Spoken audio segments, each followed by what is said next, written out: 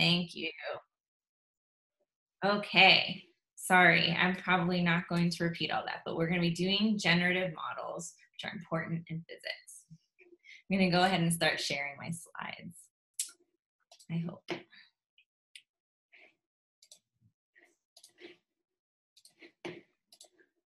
And then if you give me 1 minute just to bring back up the chat. Oops.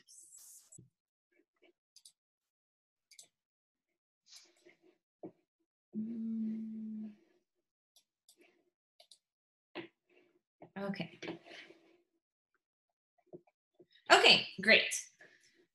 So as I mentioned, we're going to talk about generative algorithms, and I'm going to start by talking about autoencoders.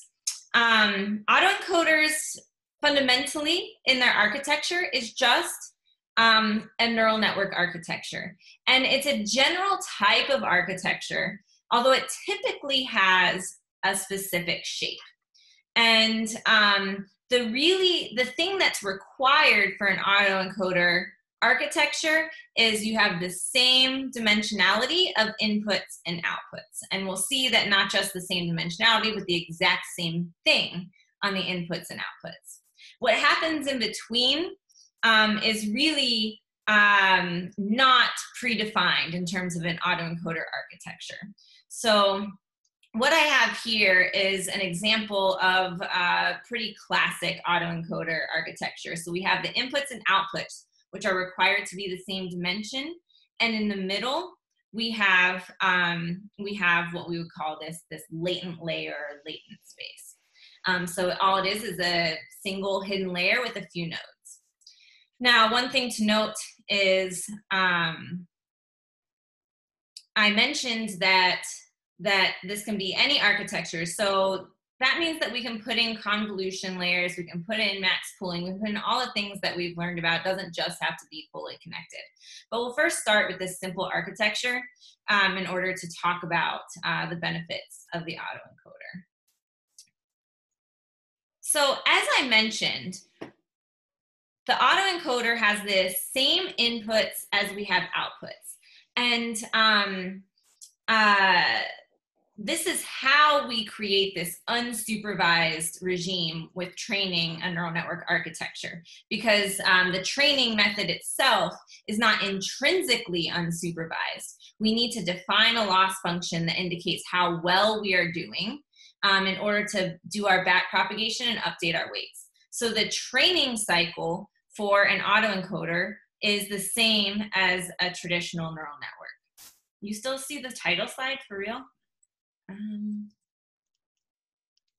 Does everyone still see the title slide? Whoa, so we are seeing different things. Okay, thank you. Perhaps unshare and share. Let's try that. Okay. Thank you guys for letting me know.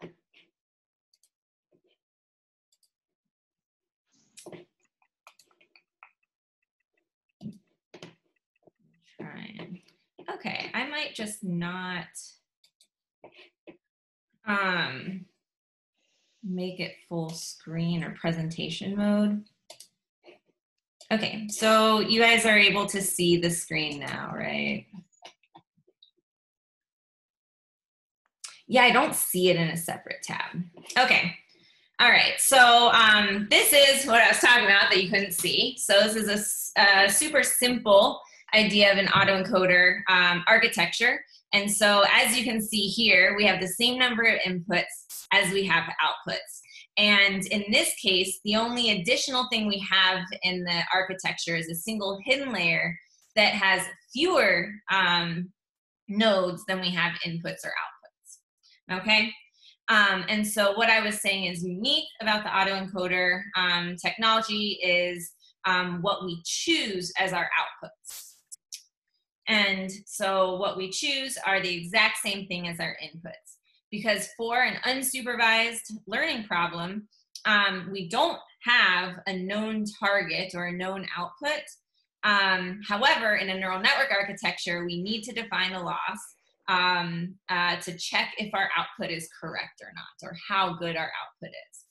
And so in order to do that, we devise an architecture where output is the same as the input. So of course then, an end-to-end autoencoder is not particularly useful as a single entity. So we can train this with our traditional methods. We do our normal forward propagation, back propagation, update our weights, and when we are able to reproduce our input as our output, then we have succeeded, right? And so, of course, you don't need to train a model to accomplish that task. You don't need machine learning to tell you to output the exact same thing that you put in, right? You could just have a print function or something like that. So, so the purpose of an autoencoder, although it's no different mathematically than what we've been talking about, is how we use it. And Abhishek is leading me in, so yes, awesome. And so what you see here is question marks in the hidden layer, and the hidden layer is what we can call the latent space of this network. So latent means hidden, so it's essentially saying this is our latent space will be the outputs of our hidden layer in the center here. This is a common, as I said, autoencoder architecture. You don't necessarily have to have fewer nodes in the center here. You could have more, you could have an equal amount. It's common because of the benefits of why you might use this architecture to have less. So we'll talk about that. Okay, so so as I mentioned, we're going to train to have the same inputs and outputs. And then I said, you know, what we're actually interested in here is the values coming out, so the outputs from the activations of the hidden layer. And so if I train on this data, and A1, A2, and A3 are the activations on each node in that hidden layer or in that latent space, we see that this might not have much meaning to us here, but there's a couple things to note here. The first is that it may not be what you expect. So what you see here is the problem that we've defined is we want the autoencoder to learn how to reproduce the identity matrix, right?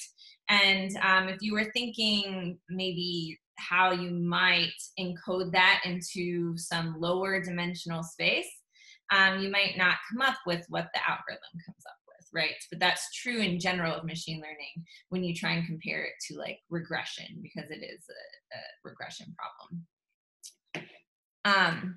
Yes. We are discussing unsupervised learning, and it's unsupervised in the event that we are going to pick out information that we don't put in. And so our goal is not the supervision that we have when training. The supervision, of course, we need supervision to train our neural network, but the supervision is that our outputs match our inputs. Okay, so there's nothing special there. We don't have a known target aside from our target of this autoencoder is the same as the outputs. And so right now I'm giving you the analogy of like, this is just a plain neural network. We're training it in a normal way. And we haven't really talked about then how we're going to use it. Are all the old tricks still applicable to this neural network? Yes, everything is still applicable. So you could have a ton of hidden layers in here. You could have convolutional layers. You could train with different optimizers, add regularization, change your activation functions. Everything that you would do in tuning a neural network, you will do to tune this to be able to reconstruct the same outputs that you put in. But you see that it has to go through, in this case, a lower dimensional representation of the data and then come back out to the full representation of our inputs, okay? So yeah, in this case, I don't have any additional layers. I don't have any convolution layers. I just have a single hidden layer, but I can add all the bells and whistles that I would want from a normal neural network. Okay. So, so as I said, we can do that, we can train that, and we can start looking at these activations. If we look at the activations as we train, This is specifically for a given input, right? So if we're looking at the activations, it has to be for a given input. And we see as we're learning what the different nodes want to output or how they want to activate. And so if you look, this is for the 1, 0 at the end. So that would be, oh no, did I have something wrong? 1, 2. Oh, maybe one I don't have here. So if we look here, then we're seeing how those activations are learning to encode this specific input. So now the question is, like, why are we even doing this? How is this useful?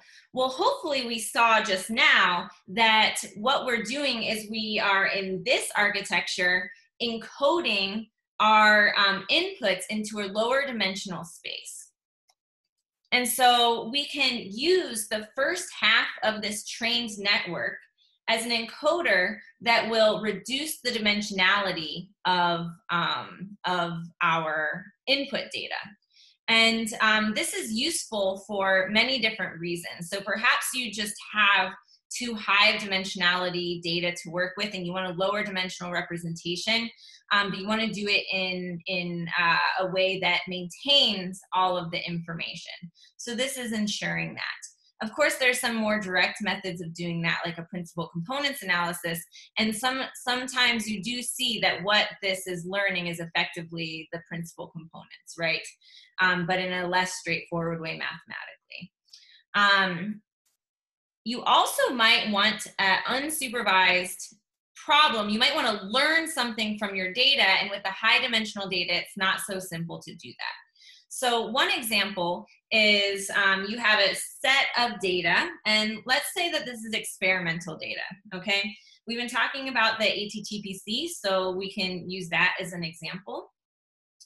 So if we have a bunch of ATTPC data, but we actually don't know, like, we are unable to label the data and say this, we do not have a training set that says this is a carbon scattering event, this is a proton scattering event, or this is something else.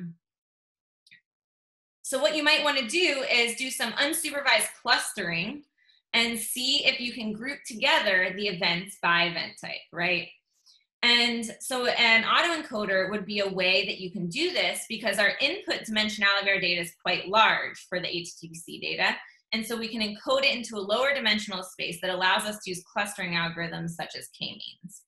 I'm not sure if you guys touched upon k-means yet already, but I will just give you a quick and dirty explanation of k-means, which is a pretty straightforward algorithm. And the reason I'm bringing up k-means here, first, it's like one of the most popular clustering algorithms. It's not very efficient, but it works. And also, it doesn't work great on high dimensional data. The distances that you must calculate become not so different in high dimensional spaces, making it hard to cluster. And so by reducing the dimensionality of your data through an autoencoder, having this latent representation allows us to do a k-means clustering. And bring up the participants tab really quick. Oh, maybe someone's already on it. Okay, sorry I didn't get the example. The ATTPC example, would you like me to talk about that, Ahmed, again? Okay, yeah, so in the exercise yesterday, we were classifying ATTPC events, right? Events that occurred in the argon-46 experiment and the active target time projection chamber.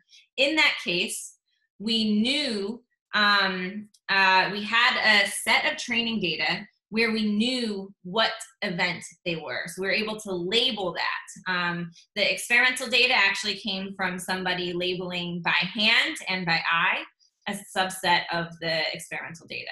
The simulated data, we were simulating it so we knew right away what the labels were. But let's say you couldn't do that and you wanted to explore your data and try and group together different types of events. then you would need to use an unsupervised method in order to try and group different types of events together. Is that clear? So I hope that that helped. And so that's an example of an application of why you might want to use an autoencoder. And so you would take this high dimensional ATTPC data, train an autoencoder so that we can create a latent representation that is lower in dimensionality, that we can then use that latent representation to do a k-means clustering, and we can investigate the different clusters.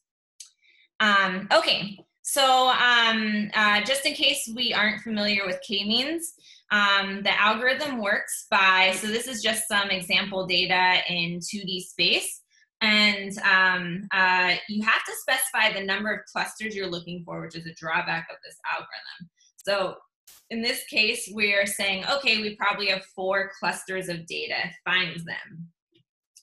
And we first randomly choose 4 points in the space of our data.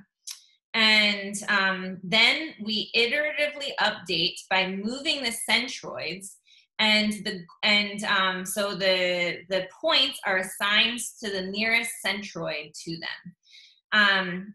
You are optimizing by minimizing the pairwise distances between points in the same cluster. This is the same mathematically as maximizing the pairwise distance between different clusters. But confused is we don't have the answer to compare with. How do we train this on the data we don't have labels of? Yes, okay. So I'm gonna take another step back, because an autoencoder is a standard neural network architecture with one unique feature. That unique feature is that our goal in the training is that our outputs match our inputs. So our loss function is, our target is the same as the input, okay? So that's how we can train without a label. That is the trick, or the unique part of the autoencoder. Is that clear? How's that help in finding a label? Yes. So once we have a trained autoencoder, then what we are able to do is encode the inputs into a lower dimensional space. So if you didn't have a high dimensional space that typical clustering algorithms could operate on, then you wouldn't need to use an autoencoder. So, so if you just had data in 2-dimensional space, such as this example here, or 3-dimensional space, or something that mathematically works out for these clustering algorithms to work, you wouldn't need the autoencoder. But we are, in this case, using the autoencoder to encode our inputs into a lower dimensional space. So we're actually then just using the first half of the trained encoder to get a lower dimensional representation of our data. Our loss function is defined as the output of the network as our target, you know, the mean squared error between that and the input that you put in. Once it's trained, then you can knock off the second half of the autoencoder and just use the first half. We can choose a different type of loss. Yeah, you can choose whatever form of loss function you want. Doesn't have to be mean squared error. That was just an example. Okay, so in our minds then at this point, we have a latent representation, or reduced dimensionality representation of our input data. And that we can use to more easily cluster our data to look for similar types of events. Now, we won't be able to truly classify, right? Because you can't assign a label. You can say these are similar events, these are similar events, but I can't say this is proton scattering, this is carbon scattering. I don't have that information because of the lack of labels. But it can help you in identifying groups of events that are similar in nature. Yes. Okay. So that is using the first half of the autoencoder. I think it's slightly more interesting. I mean, that's useful for sure. But it is quite interesting to think about what's going on in the second half of the autoencoder. So these are both now, we're separating out the trained model into its first half and its second half. So the second half, if we input some numbers that are in the right range of the latent space, so just random numbers, then we are able to reconstruct the output from that, okay? So you're decoding, but once it's trained, you can create a generator by just supplying values to latent space and using the mathematics of the forward propagation to output a generated event. So now, rather than investigating data that you have and separating out similar types of events, we're using the second half of the network to actually generate events, okay? So one thing I really love about the autoencoder is it's just purely basic neural network architectures, but you can do really cool things with it just by changing what the output is. Okay, so this is effectively our first look at a generator. And so before I move on to the variational autoencoder, which is just a small extension, does the decoder acting as a generator make sense?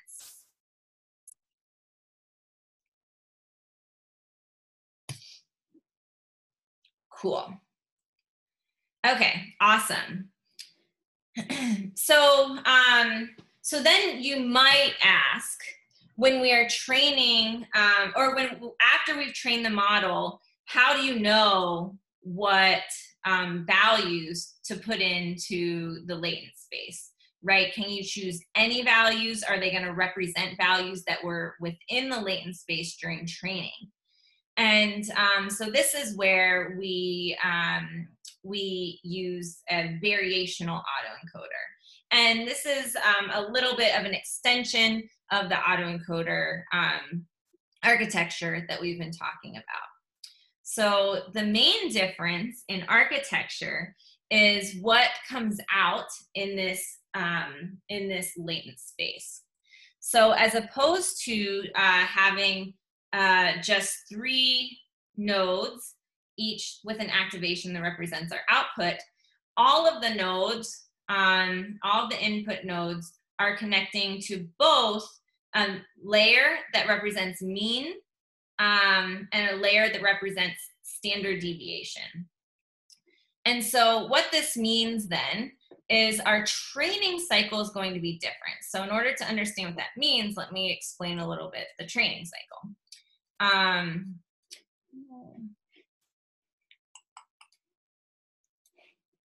Sorry, I'm trying to rearrange here. So in the training cycle for the variational autoencoder, you do not just try to get one output from the input that you put in. Your latent space is representing a mean and a standard deviation for a group of predicted events.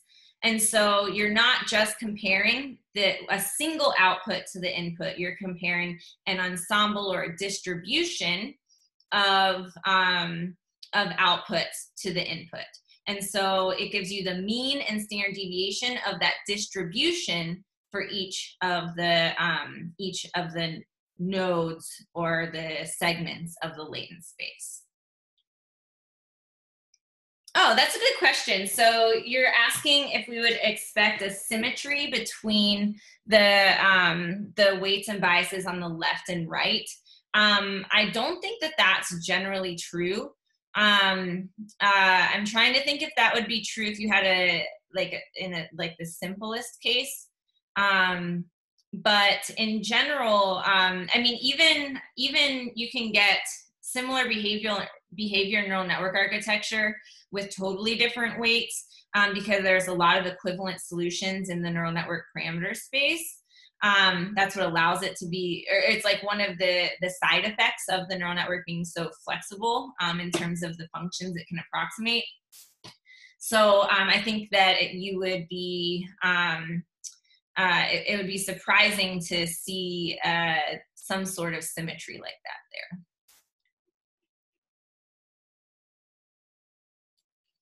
Yeah, try it. Okay, so yeah, so now we're doing something slightly different in training, right? In that we are generating a distribution of events or whatever it is, distribution of our latent space, and creating the decoding all of those and comparing them with the loss function. Sorry, how did we get the standard deviation and mean inputs? Those are not inputs. So that is what our latent space is going to represent now. So when we are now defining our loss function, then we are generating a bunch of predictions on the right-hand side according to the means and standard deviations. So you can think about the previous autoencoder that I just described. You can think about just getting rid of the standard deviation column and then it only predicting the mean. And then from that one mean, you get a single prediction coming from the decoder. And so now what we're saying is that you can get a distribution of predictions from the latent space because it's not just a single latent space prediction. It's a distribution. Yes. Okay. So we're going to do an example with this in the morning session, in the later session. And I have this link here that talks about all the different variations of autoencoders, not just, so adding the convolution layers, that sort of thing. So please take a look here, but this is, of course, the MNIST data set again, and this is the variational autoencoder sampling through then the latent space once it's trained, just using the decoder as a generator, and you see it generating a bunch of handwritten looking digits that aren't all identical, right? So what I'm going to do in the second session today is actually step you through the implementation of an autoencoder in Keras, mainly because it might not be intuitive with what you've done so far on how to break apart. So even though the training, you could build that autoencoder structure and train it, how do you pull out the pieces that you need? Like if you want to pull out the encoder or the decoder and use those separately. So, we haven't been defining our model in that way. So I'll step through that. And then in the afternoon or the later session, then I'll let you use that as a base in order to extend it to using the ATTPC data. So yeah, we'll be coming back to actually the TensorFlow implementation to this, but I wanted to talk about another type of generator first. Do we get many means? Do we get many means? You get many means. So in this case, I get, for every time I put input in, I get 3 means because my latent space is of size 3, and each one is associated with standard deviation. I'm not sure if that's what you meant, though.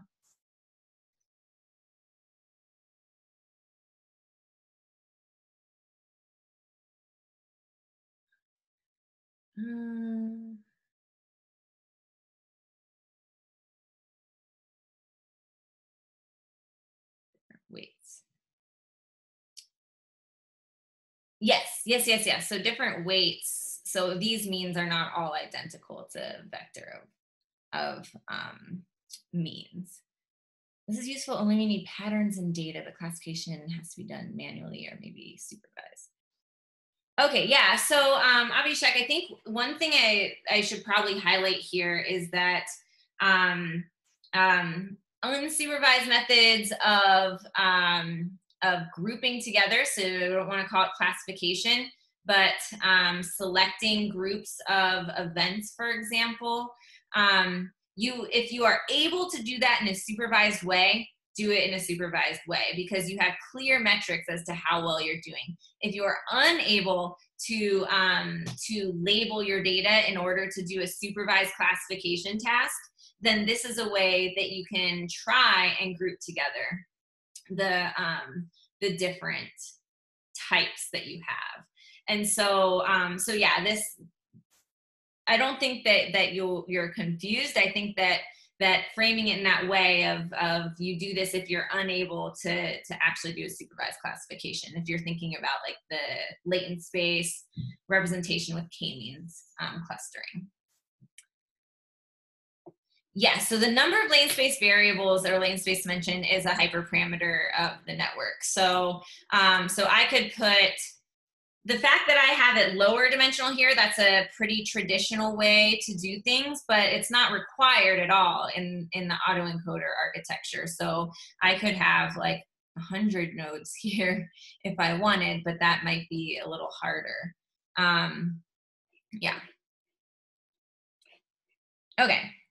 Do we have any other general autoencoder questions? But the result is that these are different. Actually, yes.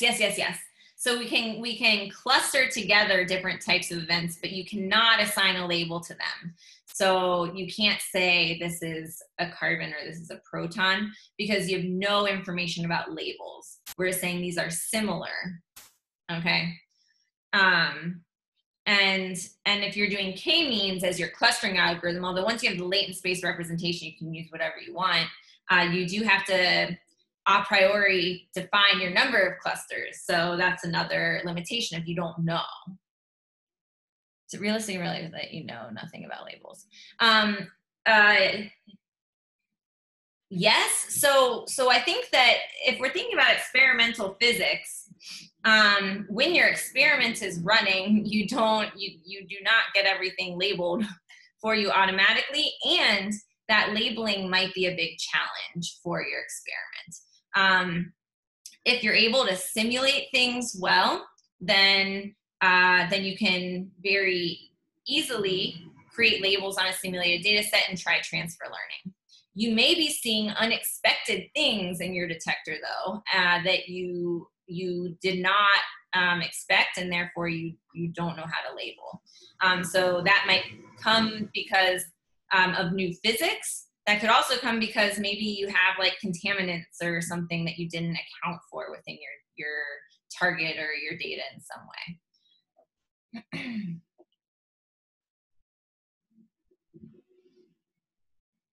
Yeah, so Natalia, that's a good question.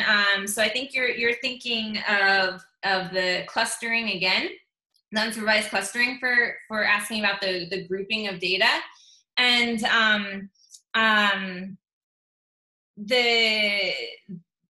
that depends on what clustering algorithm you chose. So I didn't spend much time talking about unsupervised clustering because I wasn't sure if it would be of interest, but maybe it's something that we are interested in. I didn't know if people were covering it already. But yeah, I just talked about k-means, which k-means is not going to be awesome if you have a really imbalanced data set, like 99.9% in one like class and 0.01 in another. But there are methods that you can try with the latent space representation of your data. So that may not be k-means, it may be an outlier detection algorithm, which those can be unsupervised. So so yeah, you can group your data, but it likely wouldn't be k-means.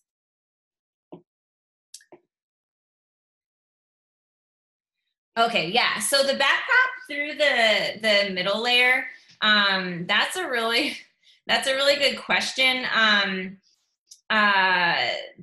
Because so the mean is going to be pretty normal in the backprop, but the standard deviation is not.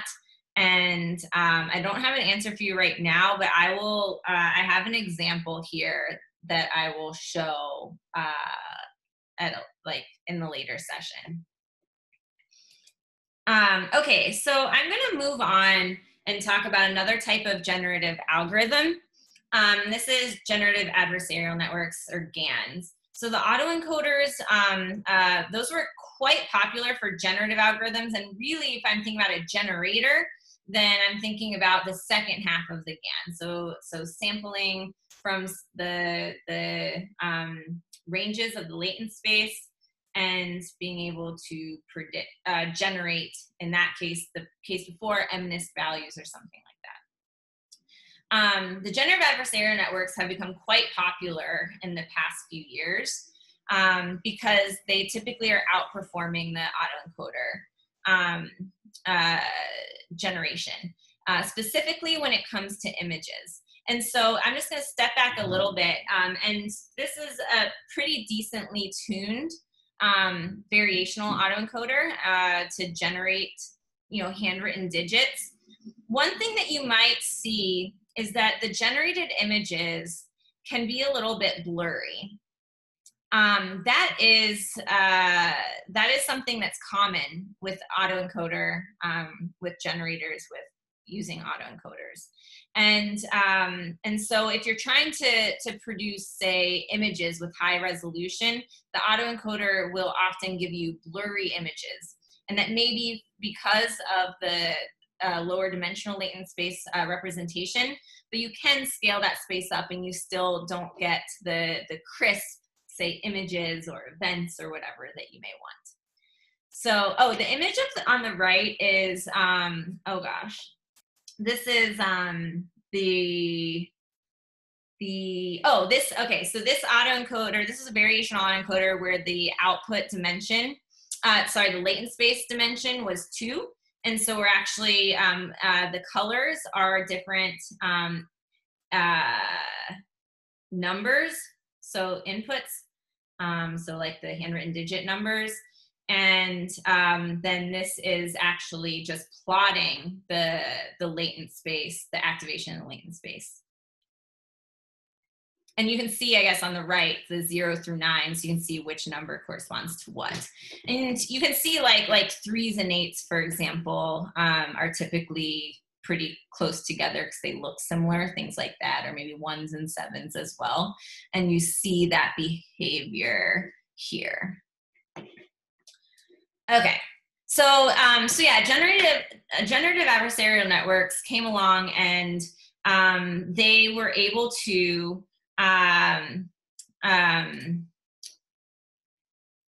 improve resolution issues that the autoencoders had, variational autoencoders. So I'm going to talk about the generative adversarial networks now. These are a little bit harder to train, and we'll talk about that as well. I really wanted to show you the animation, but so let me try here. I see. Okay, I'm gonna share. Oh no. I don't know why I can't share while I'm presenting today.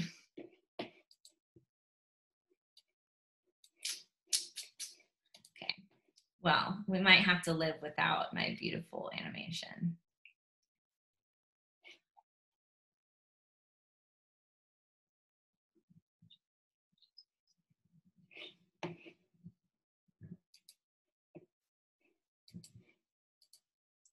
There's not a video used. Okay. Lost my Zoom.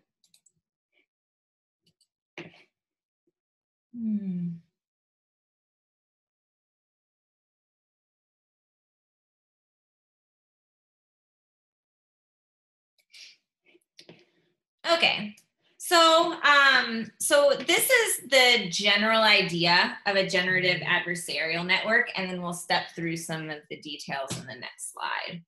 I'm going to talk first about the most basic type of GAN, generative adversarial network, And the typical idea is that we actually have two models. One model, which will be a generative model, a generator, and the second, which is a discriminator. This will be, for now, a binary classifier. However, these two boxes, generator and discriminator, are intentionally vague, as in I didn't draw an architecture there, because they can be any type of architecture. So the generator, you can have perhaps,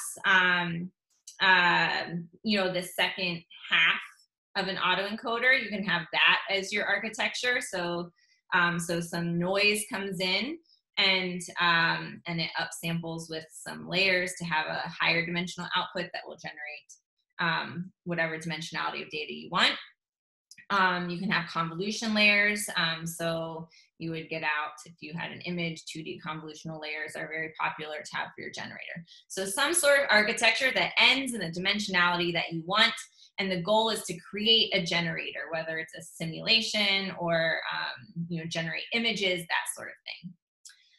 The discriminator is here to help train the generator. And the discriminator is actually going to learn how to discriminate between, or to classify, real generated, real data and generated data. And so in this analogy, we are trying to generate pictures of dogs. And so at the beginning, the weights for both of these networks are random. So neither network will be performing well.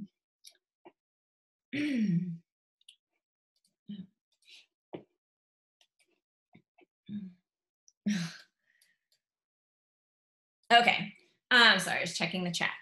And so at the beginning, and this is the animation that you can't see, we are going to freeze the weights of our discriminator, say, and just generate a bunch of images of dogs that are coming out of the generator. The generator is only outputting things of the right dimension. Its weights are all randomized. It's going to generate an image that just looks like static noise, right? And it's going to need to learn how to generate better images. But at first, it's generating crap. It's just generating noisy images. So then we take the generator. It's not learning anything. It's just outputting its static noise. And we use the data generated by the generator and the real data that we don't have labels for, but we have a set of real data that we want the generator to mimic. And so in that case, this is a test bed of images of dogs.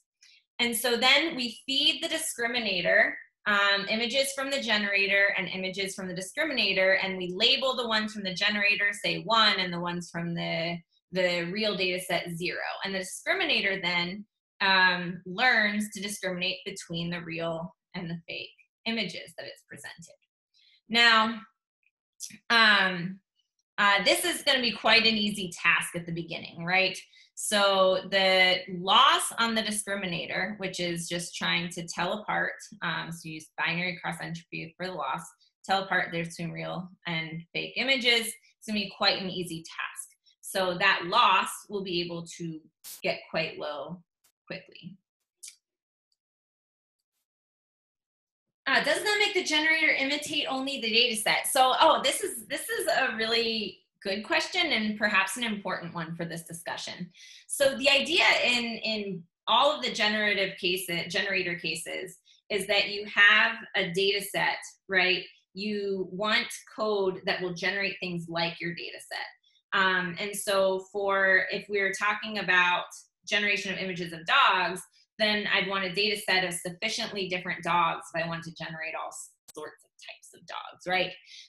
In terms of experiment, perhaps you have a computationally expensive GEONT simulation of your detector system, and you can generate a wide range of events.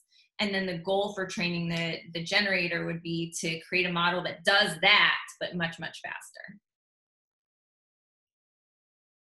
Yeah, this is a network learning to produce images of dogs. And then all we need to feed the algorithm is pictures of dogs.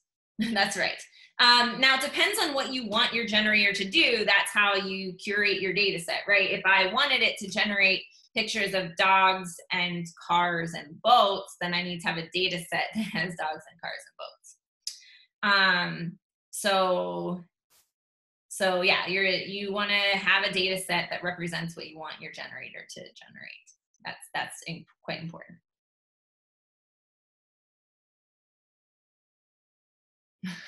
Paul, I don't know what you're talking about. I don't know if Ragu's still on, if he knows what you're talking about.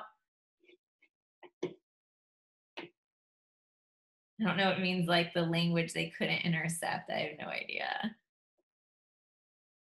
Okay. Okay. So okay. So we are at this point generating crap. We're not generating pictures of dogs because we haven't trained the generator yet, but we've trained the discriminator.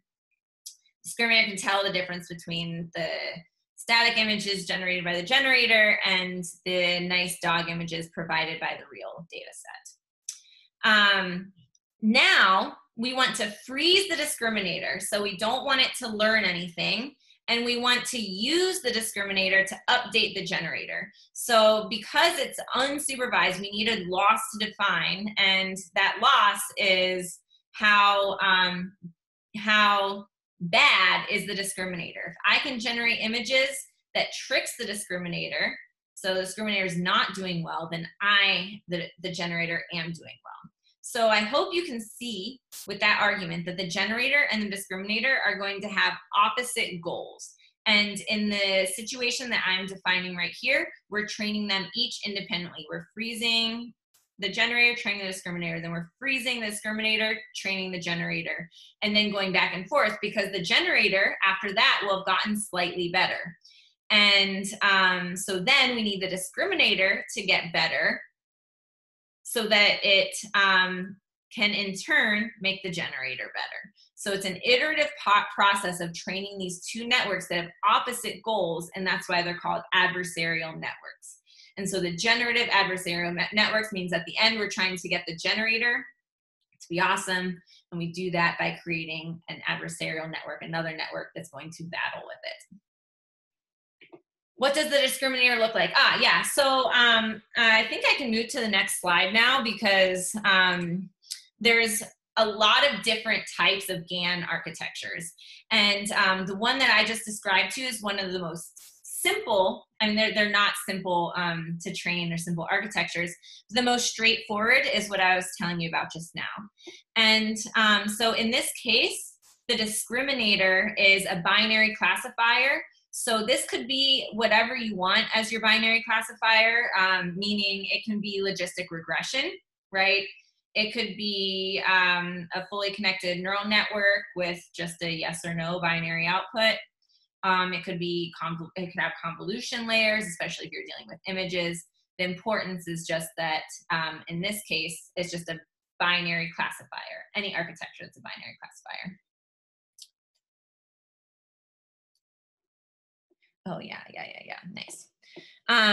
Okay, so the top here is a more in-depth example of the GAN that I just showed above. And so this is the loss that you want to, this is the optimization function, so the loss for the discriminator. And so this could be binary cross entropy, and this gets a little fancier by using the minimax algorithm or equation, which is actually using, so minimax is the algorithm that tries to minimize the worst case scenario. So a lot of times when you're building like games, like AI for games or something, then it's like I want to minimize the chance that I will lose, right? Because that's the worst case scenario. But in this case, so what that means is you're using the other player, which means that the generator is coming in here. But a binary cross entropy would also work to normal binary classification. And so this is like what I just described. And pretty quickly, it was discovered that we can improve that result significantly from the GANs if we change how we're treating this discriminator. So the Wasserstein GAN has, you see this is called a discriminator here, and here it's called a critic. And that's because we are now not putting a binary classifier in as the model where the discriminator was. We're actually putting a regression model in, okay? And so the regression model is going to then be the critic. So it's going to tell you not good or bad, it's going to tell you like this is really bad or this is kind of bad, right? So it's giving you more information on how well you're doing. So the Wasserstein law specifically has to deals with this like Earth mover distance, and so so it generates a distribution in, let's say the dog case, a distribution of images of dogs from the generator, and a distribution, so a chunk of images from the actual data set, and it compares those. When it compares them, it used the Earth mover distance, which is essentially given two distributions. What is the cost of moving one to the other distribution? So it's just a metric of how different those two distributions are. And so by moving from this discriminator, so classifier, to a regression critic with the Wasserstein loss, the GANs can train much easier to produce better results. So now what I want to do, and I'm going to train again after the break, train the autoencoder in again after the break by time. But I wanted to just talk a little bit about some work that we're working on, so you get a sense of some other cases, because I think that the detector example, so creating a surrogate model that you can create fast simulations of inside of a detector, that is fairly easy to understand. But there's also a lot of GAN work or generative model work being done in theory too. So Raghu and I work with Jefferson Lab Theory Center on like quite a few generative model projects. And so this is one that we have a paper on the archive right now. And essentially the idea is to train GAN, train a generative model that at first proof of principle just mimics Pythia. So it acts exactly as Pythia would act. But then the goal is to train on experimental data to create a true event generator, so creating 4 vectors instead of what is seen in the detector, and that removes some of the model dependence in Pythia. 51%. If you're in high energy applications, Pythia is perfectly acceptable. When people are starting to look at applications at EIC, then some of the models in Pythia are less well suited to those applications. So this is a maximum mean discrepancy GAN. So this is another way of distribution matching. And so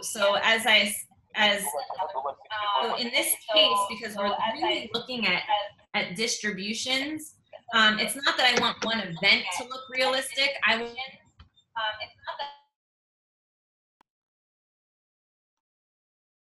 So for this case, it's not that I want a single event to look realistic. Like if I give you a set of 4 vectors, be like, yes, because then you might just be checking for conservation of energy, momentum, that sort of thing. I want the distribution of events to also look realistic. So you're getting angular correlations and angular distributions, cross sections, that sort of thing.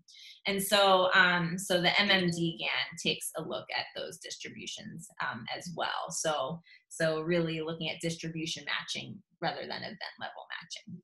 So that's an example. And now I think is a good time for us to break, and then I will do some coding for you that will prepare you for the afternoon session, but also maybe highlight some of the things to look for when you're training these generative models. So thank you. Let's meet back at 9:15. Can't believe I stopped right at 9 a.m.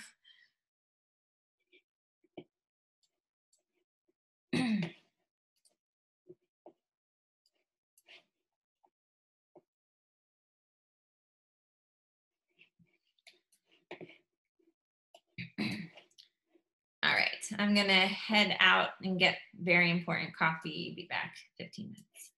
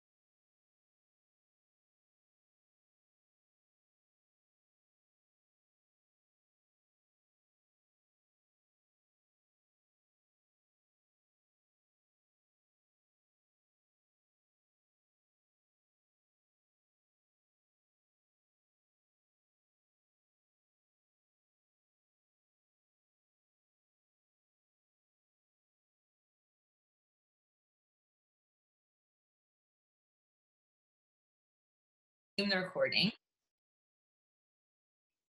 Okay, so as I mentioned earlier, my plan for this latter part of the early session is going to be to show you some implementations, one of a GAN, and then I'm going to attempt to like live code an autoencoder using both with MNIST, and then in the later session, I have a notebook that I'll post that will essentially be like the hand-coded autoencoder with MNIST, and I want you to try and generalize that to the ATTPC data for the afternoon activity. And so my mindset today was that we have been walking you through, stepping you through, showing you a lot of code, and we're getting near the end of our time together, so I really want to give you more of a blank slate with which you can try things on your own and have your own ideas. And so I'm going to give you the MNIST example fully working, and then just essentially load in the ATTPC data and say go. And so I think that that will be a nice self-assessment for you. Okay, so I'm going to go ahead and share my screen. I just copied this over, so I hope that it works. I'm also pasting a link to where I borrowed this GAN from. Need to share, right. Okay, yep. Okay, so you see my, do you see my Google Colab screen? Okay, great. It doesn't have the green box around. I don't know, my computer is not loving me today. So I pasted a link in the group chat, and this is pretty much a slightly modified version of the GAN that I'm linking you to. I tried to make an activity for you with GANs, but they're just too complicated. Like, we weren't going to get anywhere meaningful with them. So I just found a nice reference for again, in the repository that I linked you to, although you have to do a little bit of tweaking to get it running. So, so one thing you guys noticed that optimizers have recently changed in TensorFlow, so I had to change the import for that. But basing off of this, it's like the most simple MNIST GAN implementation that was quite easy to read. And so I'm going to step through that. Oh yeah, Gare, like, I'm glad you bring this up because Jupyter Lab is actually so I use Jupyter Lab on my own machine as opposed to Jupyter Notebooks, except when I'm trying to do presentations. They don't have support for that yet. Jupyter themselves are not supporting the notebooks much longer, but Jupyter Lab's a nice interface. So yeah, so yeah, if this is looking weird to you, versus the Jupyter Notebooks, I would recommend getting to use Jupyter Lab because you get the nice file system and all of that. Okay, so I'm going to step through this code and then hopefully run the code successfully. I tried it on Colab this morning, so it should work. On my own personal computer, the GANs are typically a little much for my personal computer on a CPU. So I would highly recommend trying it on Google Colab with a GPU, as I showed before. Okay, so of course we're just importing a bunch of stuff from Keras. I specifically looked for a GAN implementation that uses the Keras wrapper that we've been using, because GANs can get quite complicated, and a lot of people build them in just base TensorFlow. But this one I think is quite easier to read. And so in this case, they're defining a class. But before we go through this, I actually want to just step down because we know that the GAN is comprised of two models in itself, right? The generator and the discriminator. And because I'm training on MNIST data, I want my generator to output an image of the right shape, right? The same size as the MNIST inputs. And so what you see here, we see a lot of layers that are things that we have looked at so far. I don't know if we've looked at the leaky ReLU. So this is a small modification to the rectified linear unit that looks like this. The leaky one gives a slope to the part that is typically all zeros. So it allows that to have a slope as well, typically a small slope. So the leaky ReLU also helps with deep learning problems. Oh yeah, increase the font, most definitely. Is this better? Oh, Maysuit. So lab will die soon. Actually, it's the notebook that will, I don't want to say die, but they aren't furthering development on the Jupyter notebook, and they're putting all their efforts into Jupyter Lab. So just make sure you have that one right. And okay, so here we're building the generator model. And if you look at how the generator is built, this is built just like you're building any of your other neural network architectures, right? So defining a sequential model, adding layers. In this case, because they want this one to work quite nicely, of course, then we have some fancier type of layers, an activation function. So this one has 1, 2, 3, dense layers, and it has batch norm, and then it has an output that is of the right shape of the input images, the MNIST images. One thing you can note about this architecture is it looks kind of like the second half of an autoencoder, right? As I mentioned before.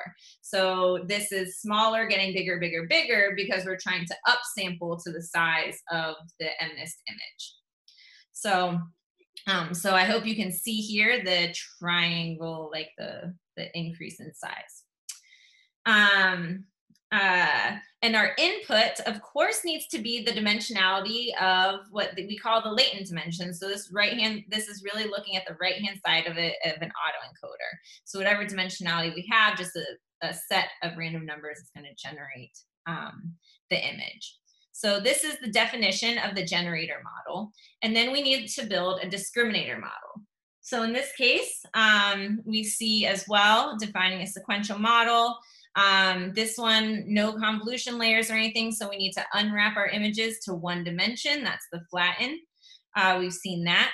And then we have what looks like the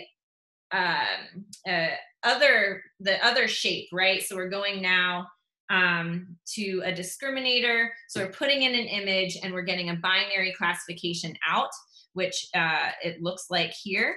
And so we are going bigger and reducing in size with our layers until we get to a single output that's going to be our binary classification, yes or no, real or fake, in terms of our images. Okay, and so our input for our discriminator is going to be the shape of the image itself, right? Bring in an image, is it real or fake? And so I hope that on a broad sense, like we didn't step through everything here, but we shouldn't see anything that's totally out of the ordinary. So we see things that look similar. So the second half looks like the generative side of the autoencoder architecture, and this looks like a standard binary classification for an image input, right? And so now we can go back up to this is, if you guys aren't used to Python, this is the constructor for the GAN class. And so here's where we're just defining things. Our MNIST images are 20 by 28. This is grayscale with only one channel instead of the RGB. And we're choosing a latent dimension of 100 here. Choosing Atom as our optimizer, and we just looked at build discriminator. That's creating the discriminator model, and then we do our normal thing, compile it to binary classifier. Our loss is binary cross entropy. We choose an Atom as our optimizer and added a metric here. Similarly, we need to build our generator, but we just looked at the code for that. And we know that the generator takes noise as an input of the latent dimension, which we defined here to be 100. And So so it says for the combined model, we will only train the generator. So that's absolutely true. So to train the generator, we need to pass things through the discriminator, but we aren't going to train the discriminator. And then separately, we generate a bunch of images from the generator and pull from the bank, our training set, to train the discriminator. So you need the discriminator to train the generator. You freeze it, and then you essentially unfreeze it and then train the discriminator. Latent dim equals number of images. Oh, that is not.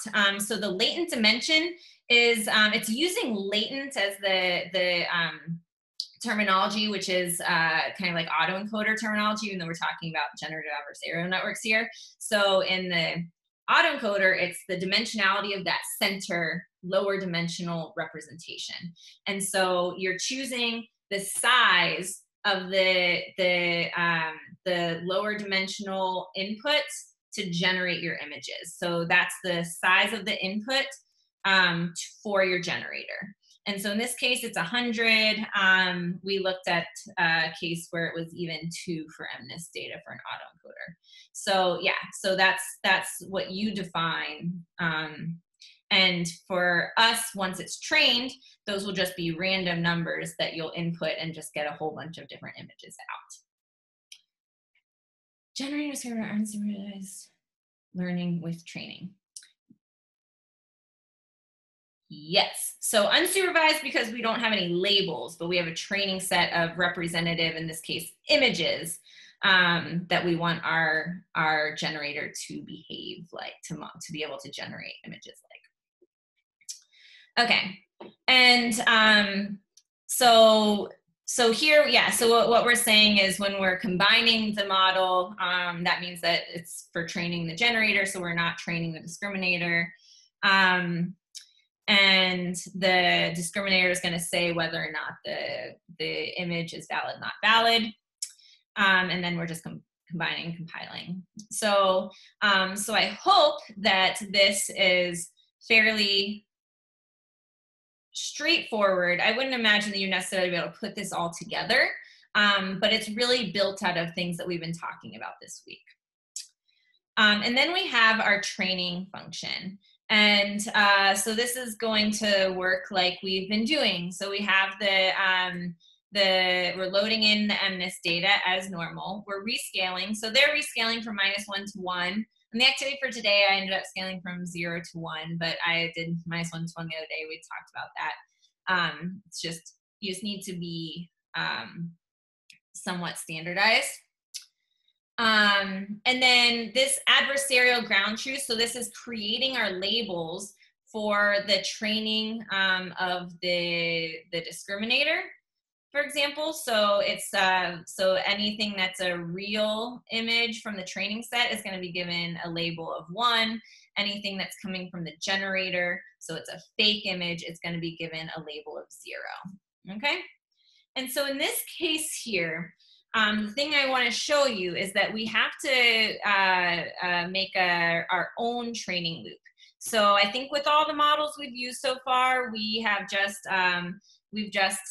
compiled and fit, and we just set the number of epochs, and we haven't said what's going on within each epoch. And here, what we see is that we need to go back and forth between training the discriminator and generator. And so, so we need to custom build this training loop. So for all the epochs that we want to do, then we first, to train the discriminator, we need a set of real images from our training set, and then we need a set of fake images from our generator, right? And so that's exactly what's going on. This is just pulling out a bunch of a random subset of training images, and then generating some noise to input to the generator in order to generate a batch of images from the generator. First iteration, it's going to be generating crap, right? It's not going to know how to generate anything useful, but that will help us get our discriminator going. So then we train the discriminator, and so we know that the targets for the the real data is the ones, and the targets for the fake should be the zeros, or vice versa, whatever we just said. Valid is ones. Yeah, so ones and zeros, and then averaging those together so they're the same size batches, so that's totally fine to do. So we calculate the loss for the discriminator here. Now,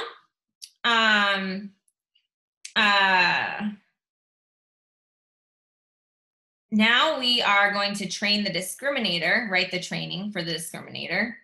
And the thing I really want to point out, or sorry, we just did this discriminator. The thing I really want to point out with the generator is how we're training the loss for the generator.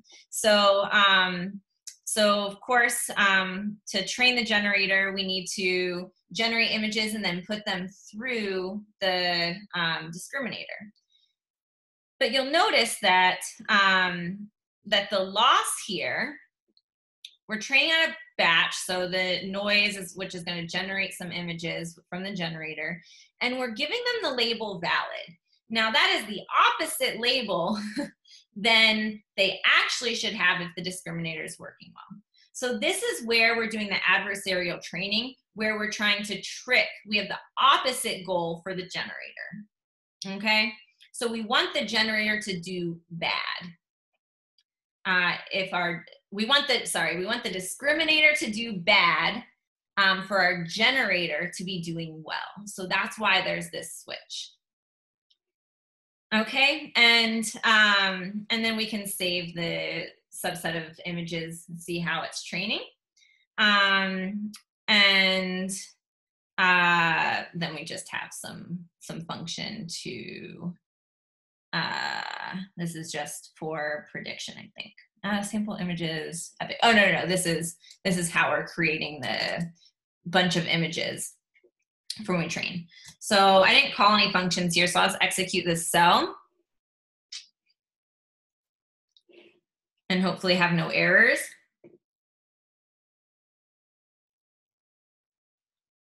And then essentially all I need to do is create an instance of this class and then run the training. It's still running. Looks like I'm okay. And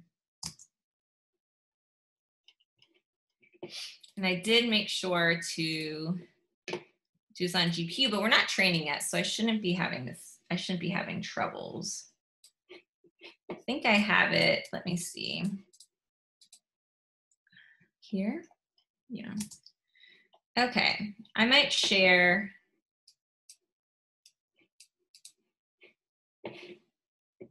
This can only apply to images or classification problems.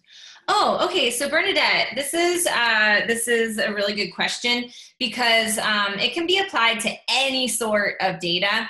They became quite famous. GANs became quite famous in terms of image generation. So you might have seen images like, is this real? But it was really just generated by a computer. It looks super realistic. Those are GANs. But we use it for 1D data, like 1D histogram type data from a detector. That was one of the things that I showed in the earlier session. You can use it to generate any dimensionality, any types of data. And it wouldn't be used for classification. So this is a generative model, so it's like gonna do a simulation, event generation, anything where you're trying to generate stuff, but it's not gonna classify stuff. We use the discriminator, which is a classifier, in order to train the generator, but there's not a true classification learning task as the goal. Oh yeah, okay, so you copied, Ahmed, you copied, this is another modification I had to do. New module named.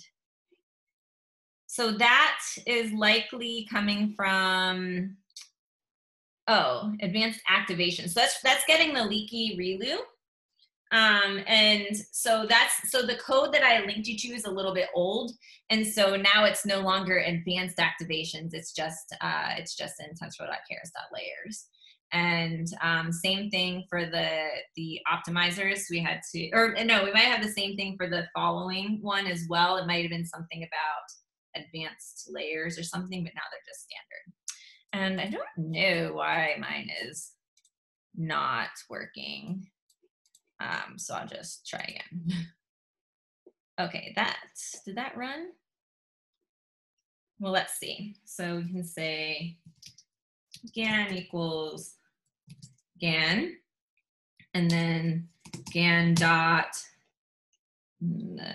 train.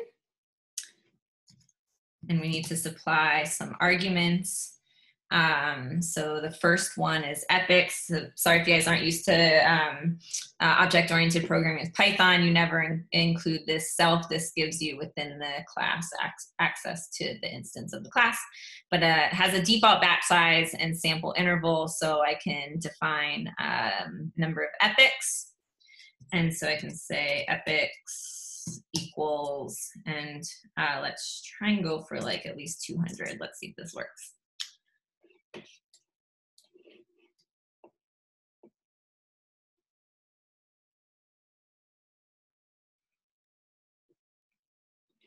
So as this trains, I want us to start looking at this loss. So we see, so here's the discriminator loss and here's the generator loss. We see that at the beginning, the generator loss is going up. Of course, that's not what we want. We want it to go down. But what you see is that the discriminator is getting better. And one thing I really want to highlight here is the trade-off between the generator and the discriminator. Because if the generator loss is really low, but the discriminator is crap, right?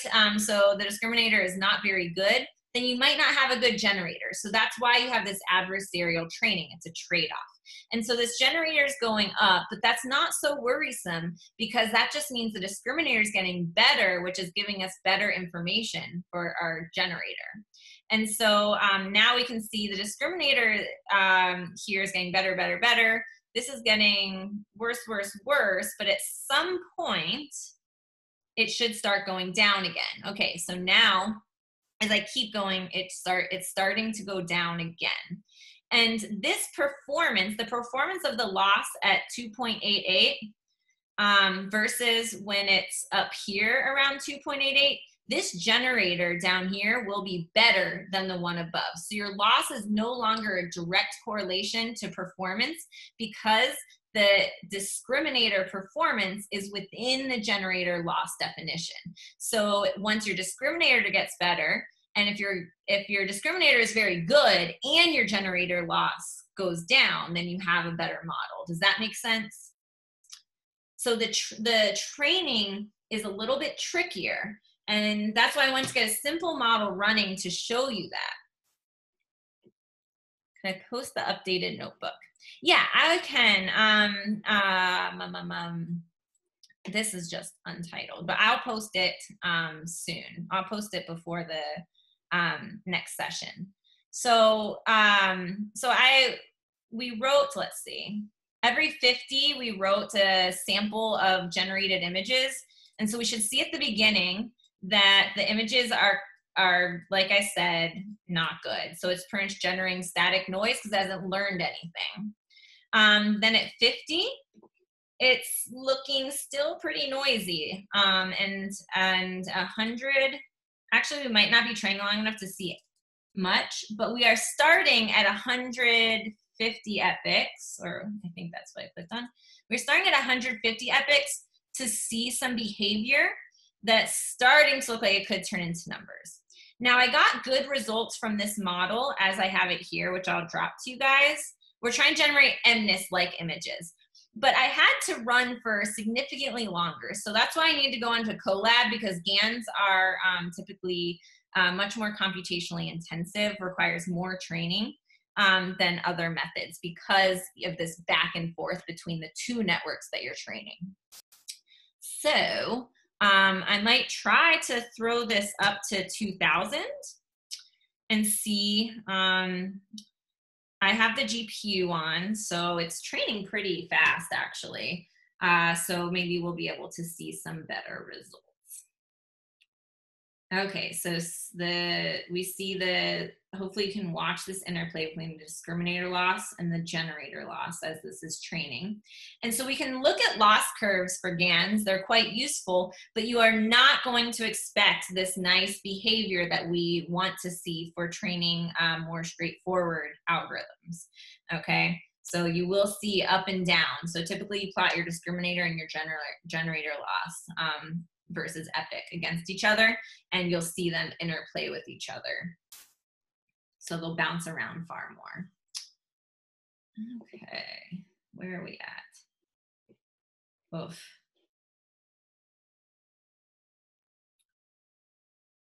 Oh, so Tanya, that's a good question. So I can, while this is training, let's see if I can scroll up. So we custom wrote our training loop. And so for this loop here, for this traditional GAN with the binary classifier as the discriminator, what happens is we are actually just going to do one. So for each epic, so we're going to do, so that means all the, so one batch is going to train the discriminator, then a batch on the generator. So it's just alternating, just one, alternating. Now, that's a big difference from the Wasserstein GAN, where you actually train at a different ratio. So I didn't talk about that, but you typically, I think you train the discriminator one, like for one batch, say, and then the generator for 5 batches. And that's a heuristic ratio. But essentially, if your discriminator gets so good at discriminating, then you never get any useful information back to your generator. So, so in this case, it's just 1, 1, but for other algorithms, that's not necessarily true. Looks like, yeah, yeah, we've actually generated scanning electron microscope images. Okay, so let's see where we're at. Oh gosh, maybe I was a little optimistic with the 2000, but I ran it for 3000 and I got good results. So I wanted to do something where we could see that it's working. And I do see that the generator loss is lower than before. Okay, so I see now I've generated a bunch of images. Let's head towards the end of this. I see 1550. Okay, so it's getting better. So hopefully you can see, I don't know why I can't, okay, here we go. Hopefully you can see that the numbers are getting, or the images are getting more number-like, right? So I see things like this could be a 4 or a 9, this could be a 2, 7, 3. So it's learning to generate images that look like its input images. And if I kept going, then I could get crisper results. You also might start being able to see that you don't get the blurriness that you get from the autoencoder. You will get better results if you stick in some convolution layers. They're typically good for the encoder and decoder for image applications. So that's something else you can try, but you can get fairly crisp images coming from this model, which is really cool. But this is on its way there, and we'd want to keep training. Okay, ooh, only 15 minutes left. So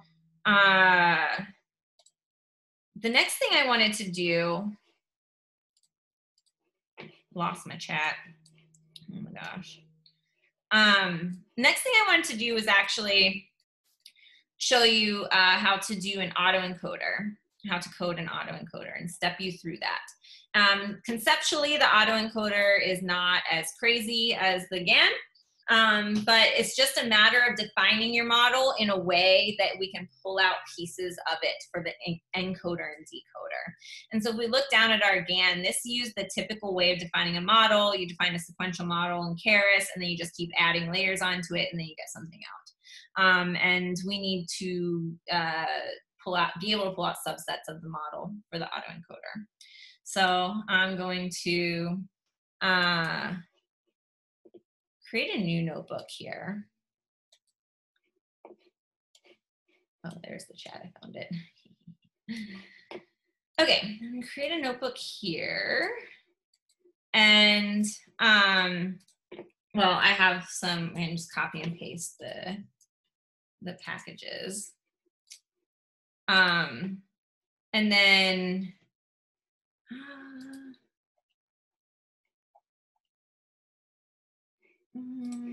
actually, I'll copy and paste the same ones that I made for your activity. So I was copying and pasting that from this other one. Okay, so as before, we'll do this with MNIST. So we can just copy and paste the same loading line.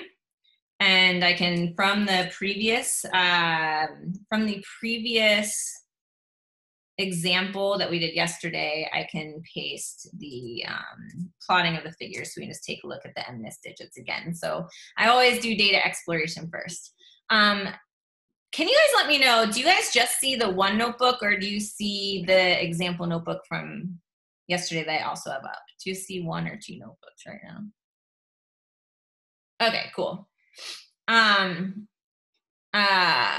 that means that I probably shouldn't have like my email up. Okay, so actually, it's probably better to do this. Okay, so I want you, okay, this is good. All right, so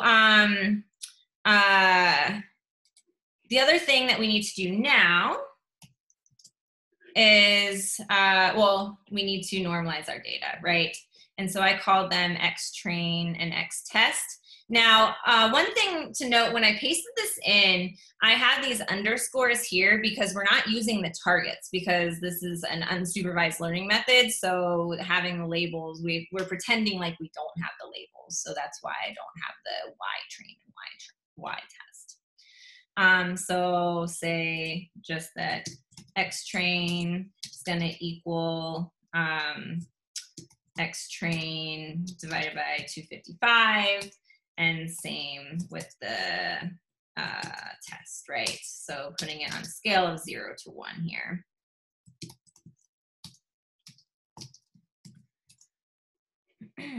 Okay, and I'm just going to create an autoencoder with a standard neural network architecture, so not add convolutional layers. That'd be something cool that you guys could do.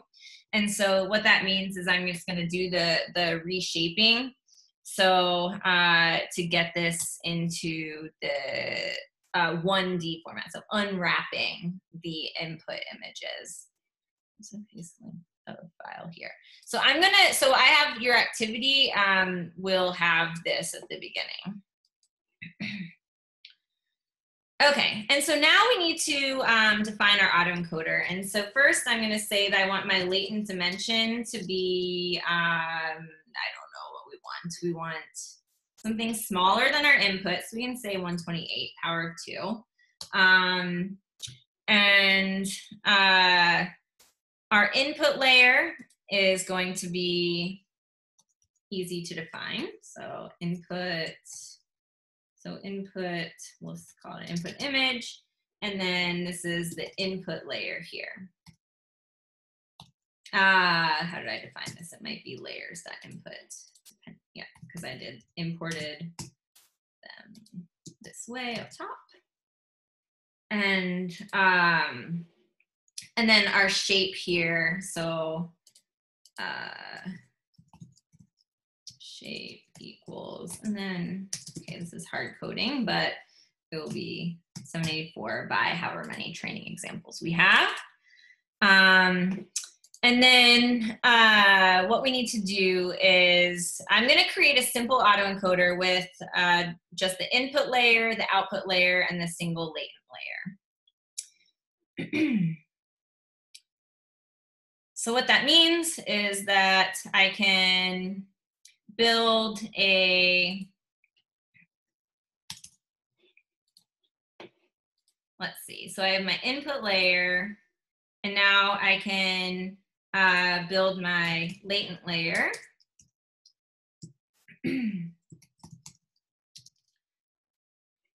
I just have 3 layers here, and this will be layers.dense, and then it will be my latent dimension.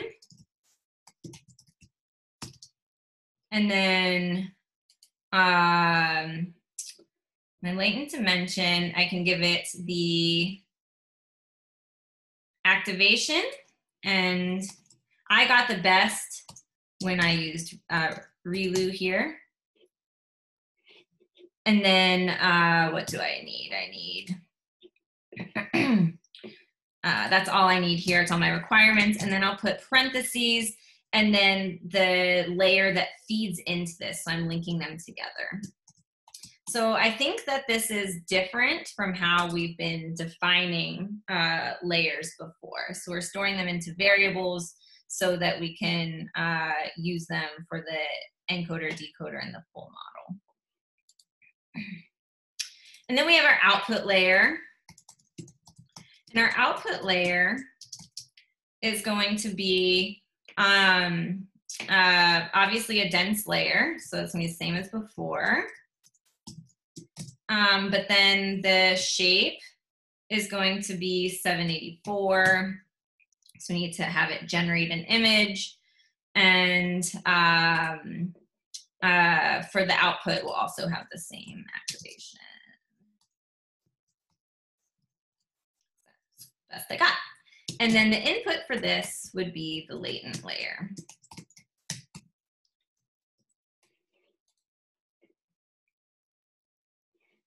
Okay, so does this make sense here? So it's just a slightly different syntax than I think we've been using, but it will allow us to build the encoder, decoder, and the full model. Okay, so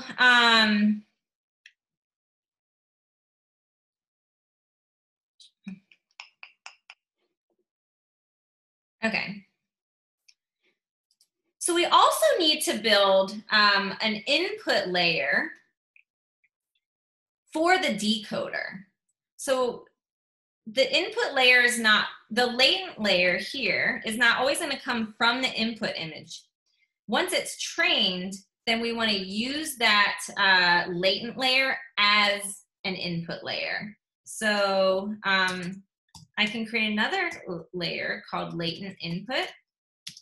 And this will look the same in terms of shape as the latent layer, but it's going to be an input layer. So it'll be a layers.input, and then the shape, oops, is going to be, oops, sorry. Yeah, shape is going to be the shape of the latent dimension.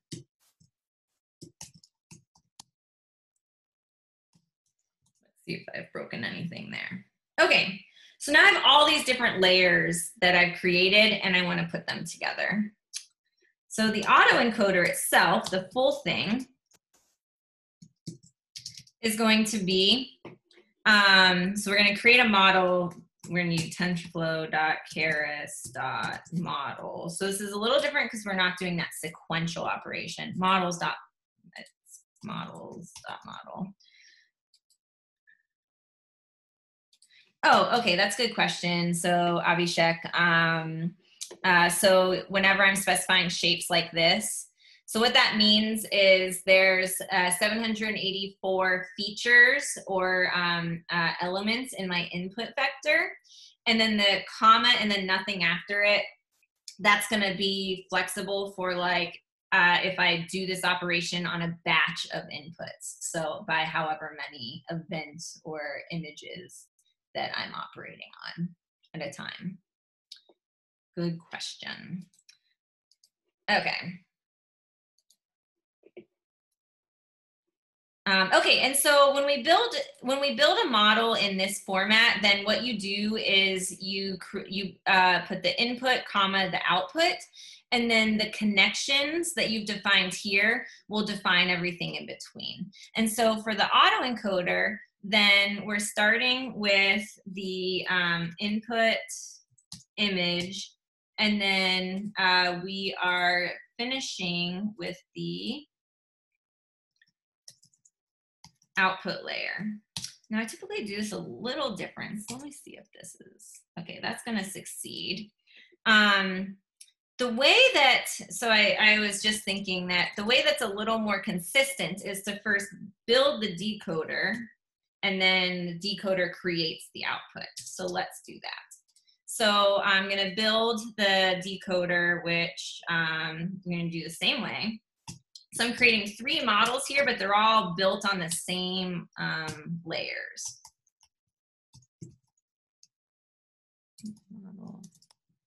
And then for the decoder, we have the latent input. And then we have the output layer. Okay. And then while we're at it, let's build the encoder, because I don't think we've done that.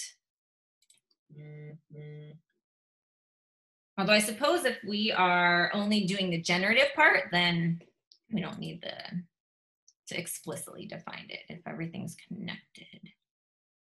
Okay, so input, and then in this case, what we can say is oh no, I need the encoder if I do it that way. Okay, so let's build the encoder. Sorry, I don't know what I did just now. Okay, so once I get this, we should be really close to just being able to train. So the encoder is same thing, keras.models.model, and then this would start with the input image, and it would end with the latent layer. Okay, and so then what I can do with the autoencoder is I can say this is the decoder, encoder, with the input image. Okay, let's see if I broke anything there. Yes. And actually, so one thing that I actually kind of happy about this error is that it shows you if your graph is disconnected, meaning you can't make it from your inputs all the way to your outputs using this format. So what that means is I have some disconnect here. So I start with my input image, and then my input image goes into my latent layer. My latent layer goes into my output layer. And the encoder is my input image. Input image going to the latent layer. My decoder is my latent input. Is that where latent input?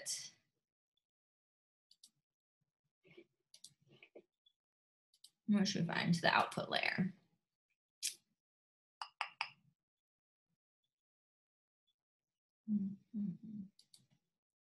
Unless this should be latent decoder. No, it's fine. Layer. Okay, maybe I have a bug that I can't. I didn't think that was right. Okay, latent input. Okay, I might need to read that a little more carefully. So let me just take you one step further so you can see really all we need to do after that.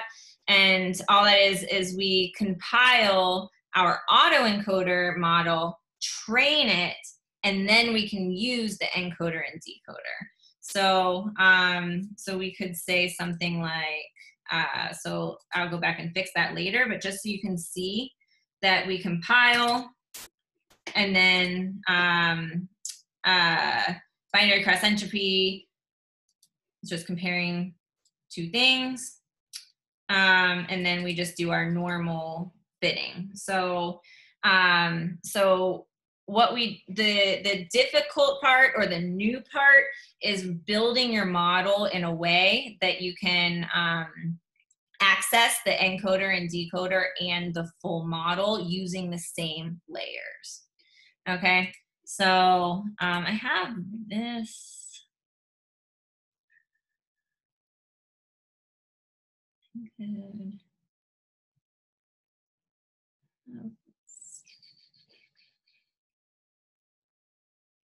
I can, wondering I should fix this now because we're about out of time. So I have a working version of this. So I just have something slightly wrong with my layer definition.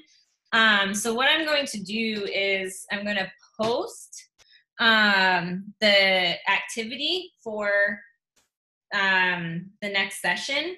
And so what the activity does is it steps you through what I just coded right now and creates a working generator for the MNIST data set. And then it leads you to loading the ATTPC data, and then essentially gives you free reign to try and build a working generator for the ATTPC data. Now, there are challenges there, and there's a lot of choices you can make. So in this simple example, we just have a single hidden layer, latent space layer, but we can add all sorts of things, add more layers, add convolution layers, that sort of thing. Everything that we can do with this standard neural network. So let's see, let me see really quick if I can find this. Sometimes it's just harder to debug when I'm talking. So input image, what else? Latent layer, latent dimension, takes this, latent input. I wonder if I say output layer here. If this doesn't work, then I'll just fix it for when we come back. Yeah, I have some disconnects. So when you do the sequential and then you just add your layers as we have been doing, you don't have to be careful that everything's connected. Here you have to make sure that everything is connected. So I probably have, oh, the output layer. Yeah. I don't see it right away, so I'll find it before we come back. Latent layer in the decoder line. So we want the decoder to take in an input instead of something that comes from the beginning of the autoencoder. So that's why we had to define a new input for the decoder. So anyways, I will find it. It's not that many lines of code, and I made a working version already. So I will get back to you. Sorry about that. But for now, we have about an hour before we come back and we actually do that. So I'm going to get that on GitHub for you. But I will link to it. So you don't have to download it because we'll link to it from Colab again, since it is fairly computationally intensive. Sound good? Okay. Yes, Michelle, sounds great. Okay, awesome. Well, I will see you soon, and I will get this working right now. Bye.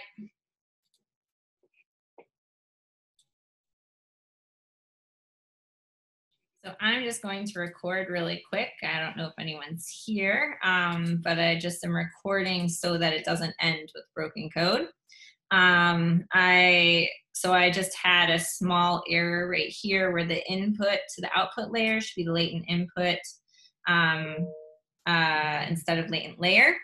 And so that was the only change, and now it's working. And so we can see that the training and validation loss is going down, bouncing around a little bit. I could probably decrease the learning rate to fix that, but it is overall going down. And I have start up the next session with showing how we can make predictions from it. So